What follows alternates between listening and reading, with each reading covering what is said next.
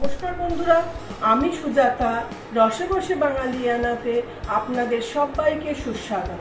আমার আজকের recipe বেগমতি chicken বা বেগমতি মুর্গ।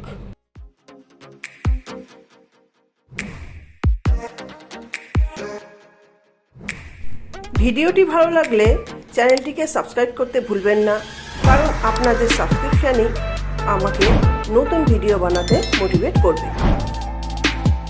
রেসিপিটি বানাতে নিয়েছি 800 গ্রাম উইথ বোন চিকেন, 1 আটি ধনে পাতা, সামান্য স্প্রিং অনিয়ন বা রসুন পাতা, 3টে পেঁয়াজ, 1টা রসুন, সামান্য কিছু আদা, 8 থেকে 10টা কাঁচা লঙ্কা, 1টা পাতিলেবু, গোলমরিচ গুঁড়ো, কাজু, রিফাইন্ড অয়েল। মশলার মধ্যে নিয়েছি বড় 1 টেবিল চামচ ধনের গুঁড়ো, হাফ টেবিল চামচ জিরের গুঁড়ো, 1/4 চামচ হলুদ গুঁড়ো, স্বাদ অনুযায়ী লবণ, 2টো ছোট এলাচ। প্রথমে আমি চিকেনগুলোকে ভালো করে ধুয়ে নিয়েছি, আর আমি এখানে চিকেনগুলো হাড় সমেত নিয়েছি, আপনারা বোনলেসও নিতে পারেন। তো চিকেনগুলো আমার ভালো করে ধুয়ে নেওয়া হয়ে গেছে। এইবার আমি চিকেনগুলোর মধ্যে যে পাতিলেবুটা নিয়েছি সেই পাতিলেবুর থেকে হাফ পাতিলেবুর রস আমি এই চিকেনের মধ্যে মাখিয়ে নেব। এখানে আমি শুধুমাত্র পাতিলেবুর রস ইউজ করছি, আর অন্য কিচ্ছু মাখাবো না। এই পাতিলেবুর রসটা মাখিয়ে আমি 15 থেকে 20 মিনিট এইভাবে রেখে দেব।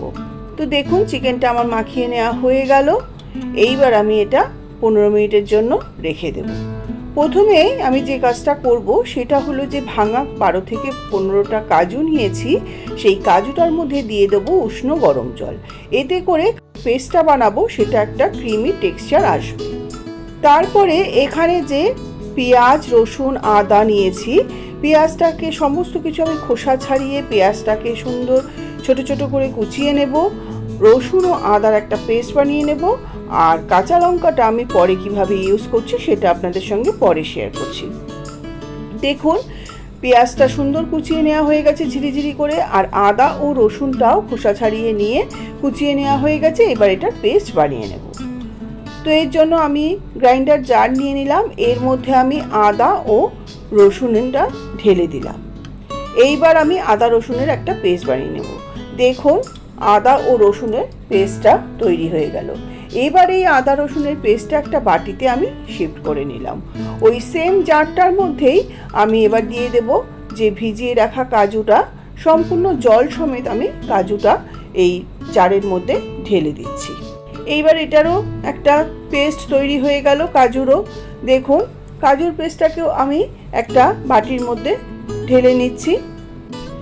এইবার গ্যাসটা অন করে আমি একটা কড়াই বসিয়ে দিলাম।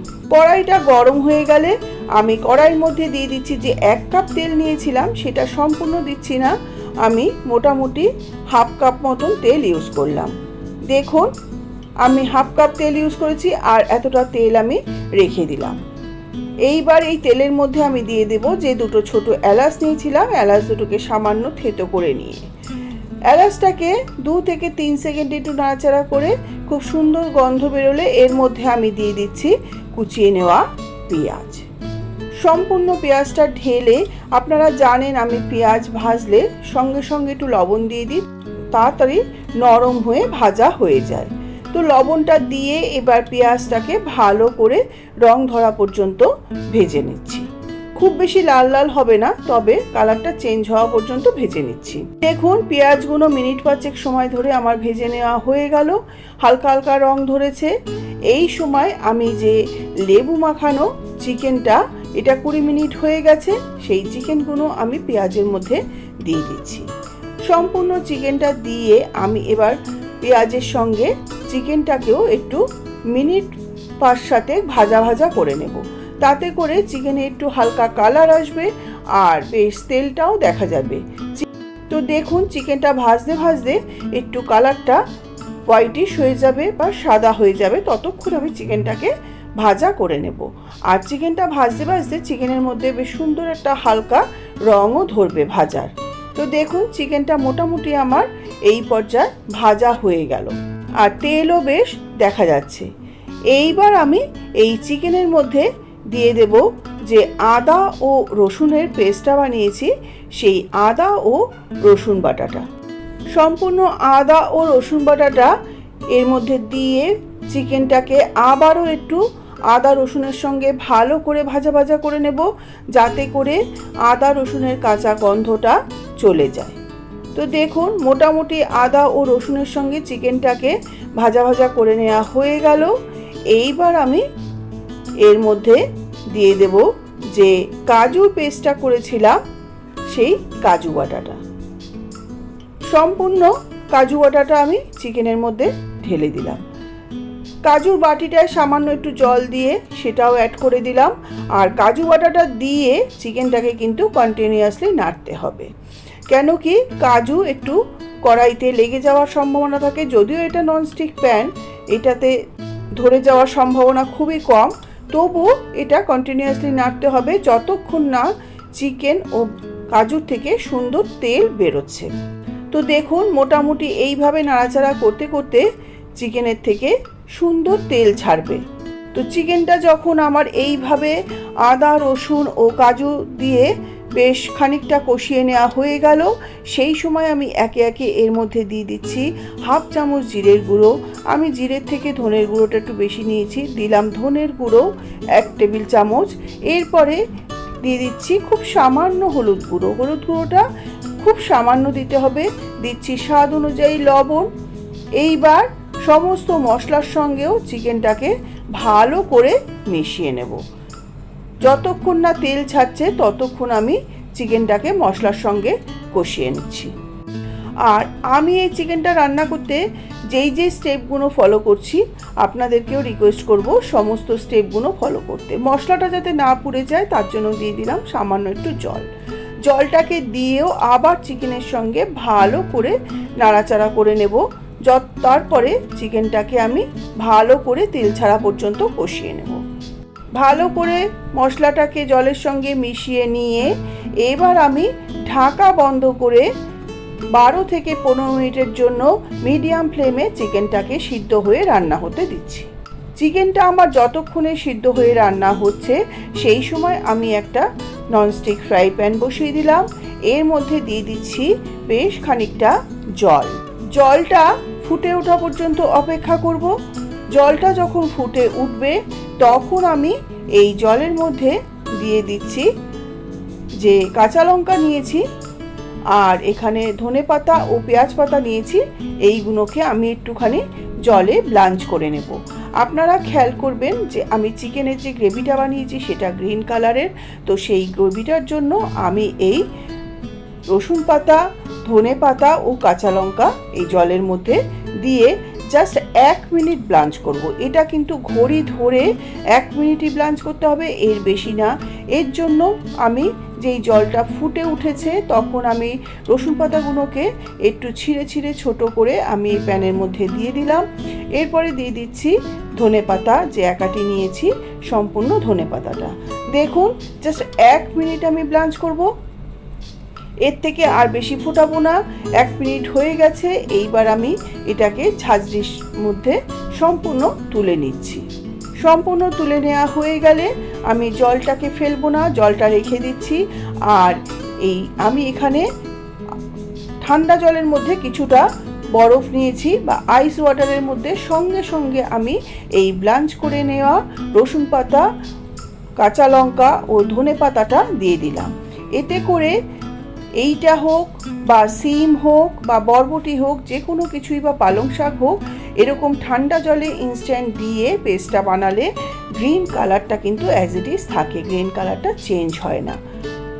তো দেখুন 15 মিনিট হয়ে গেল। আমি ঢাকাটা খুলে দেখাচ্ছি চিকেনটা কেমন কষে সিদ্ধ হয়ে নরম হয়েছে। দেখুন চিকেনটা অলমোস্ট কষে এসছে, আর যতটুকু জল দিয়েছিলাম জলটাও বেশ টেনে গেছে। এইবার গ্যাসের ফ্লেমটাকে একটু মিডিয়াম টু হাইতে করে আমি চিকেনগুলোকে আরও একটু ভালো করে কষিয়ে নিলাম। দেখুন চিকেনগুলো আবারও মিনিট 5 ভালো করে কষিয়ে নেওয়া হয়ে গেল, আর চিকেন থেকে বেশ সুন্দর তেল ছেড়েছে। আর এই সময় আমি দিয়ে দেব যে ধনেপাতা ও রসুন পাতা কাঁচা লঙ্কাটা আমি বয়েল করেছিলাম, সেই ব্লাঞ্চ করে নেওয়া জল কিছুটা আমি এখানে দিয়ে দিচ্ছি। এখানে তবু এই হাতা 2 হাতা পর্যন্ত জল দিলাম, বেশি জল দেওয়ার দরকার নেই, কেন কি চিকেন খুব তাড়াতাড়ি সিদ্ধ হয়ে যায়। এইবার আমি যে রসুন পাতা ধনে পাতা ও কাঁচা লঙ্কাটা ব্লাঞ্চ করে ঠান্ডা জলে ভিজিয়ে রেখেছিলাম, সেই জলের থেকে তুলে আমি এটার একটা স্মুথ পেস্ট বানিয়ে নেব। সম্পূর্ণ রসুন পাতা ও ধনে পাতা কাঁচা লঙ্কা আমি এই গ্রাইন্ডার জারের মধ্যে দিয়ে দিলাম, আর যে আমি ব্লাঞ্চ করেছিলাম যে জল, সেখান থেকে আমি 2 হাতা জল দিচ্ছি। তবে এটা পেস্ট করার সময়ও বেশি জল দেওয়া চলবে না, সামান্য জল দিয়েই পেস্ট করতে হবে। বেশি জল দিলে চিকেনটা আবার সেই জলটা টানাতে গেলে এই যে গ্রিন কালারটা সেটা নষ্ট হয়ে যাবে। তো দেখুন আবারও চিকেনটার ঢাকাটা খুলে নিলাম। এবার দেখে নেওয়া যাক চিকেনগুলো কেমন সিদ্ধ হয়ে নরম হয়েছে। তো চিকেনটা বেশ ভালোভাবে কষে রান্না হয়ে গেছে, আর চিকেনের টুকরোটা আমি নিয়ে আপনাদের হাত দিয়ে চেপে দেখাচ্ছি। দেখুন হাত দিয়ে চাপ দিলেই ভেঙে যাচ্ছে, তার মানে চিকেনটা আমার অলমোস্ট ডান। চিকেনটা এত ইজি আর এত কম ইনগ্রেডিয়েন্ট দিয়ে তৈরি হয়, আর এই চিকেনটা যারা নতুন রান্না শিখছেন তারা অবশ্যই একবার ট্রাই করবেন। এরপরে আমি দিয়ে দিচ্ছি 1/2 চামচ গোলমরিচ গুঁড়ো ও 2টো কাঁচা লঙ্কা। কাঁচা লঙ্কাটা সম্পূর্ণ অপশনাল, চাইলে দেবেন ওপর থেকে, না চাইলে স্কিপ করবেন। গোলমরিচ গুঁড়োটা দিয়েও আমি এবার একটু চিকেনটাকে ওপর নিচ করে ভালো করে নাড়াচাড়া করে নিচ্ছি। কাঁচা লঙ্কাটাও সম্পূর্ণ অপশনাল, আপনারা চাইলে দেবেন, না হলে স্কিপ করবেন। কাঁচা লঙ্কা ও গোলমরিচ গুঁড়ো দিয়ে ভালো করে নাড়াচাড়া করে নেওয়া হয়ে গেল। আপনাদের ঝোলটা আমি দেখাচ্ছি, যখন এরকম তেল ছাড়বে কড়াইয়ের পাশ থেকে তখন বুঝতে হবে চিকেনটা অলমোস্ট ডান। আর চিকেনটা তো নরম হয়েই গেছে, সেটা আপনাদের সঙ্গে আগেই শেয়ার করলাম। এবার কড়াইয়ের চারপাশ থেকে দেখুন এরকম যখন তেল ছাড়ছে, সেই সময় আমি দিয়ে দেব যে রসুন পাতা ধনে পাতা ও কাঁচা লঙ্কার গ্রিন পেস্টটা তৈরি করেছি, সেই সম্পূর্ণ পেস্টটাকে আমি এই চিকেনের মধ্যে ঢেলে দিচ্ছি। দেখুন এটা কতটা থিক, এটা এতটাই ঘন আছে। আর আমি এই গ্রেভিটা দেওয়ার পরে কোনো এক্সট্রা জল ইউজ করব না, কেন কি এক্সট্রা জল ইউজ করলে চিকেনটাকে আবারও অনেক সময় ধরে ফুটিয়ে রান্না করতে হবে, আর তখন যে গ্রিন কালারটা সেটা কিন্তু থাকবে না।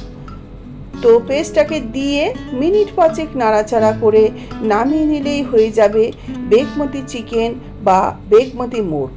আর আমি এই চিকেনের রেসিপিটা আমি আমার বাংলাদেশের এক রিলেটিভের থেকে শিখেছি, তো তাকে অনেক ধন্যবাদ এত সুন্দর একটা, এত কম ইনগ্রেডিয়েন্ট দিয়ে এত সুন্দর একটা রেসিপি আমাকে শেখানোর জন্য। আর এই রেসিপিটা রুটি, লুচি, পরোটা, নান, আলু পরোটা যে কোনো কিছুর সঙ্গেই কিন্তু দারুণ লাগে। তো এটা আমি মিনিট 5 ফুটিয়ে যখন দেখা যাবে চারপাশ থেকে তেল ছাড়ছে, সেই সময় নামিয়ে আমি গরম গরম পরিবেশন করে দেব বেগমতি মুর্গ বা বেগমতি চিকেন।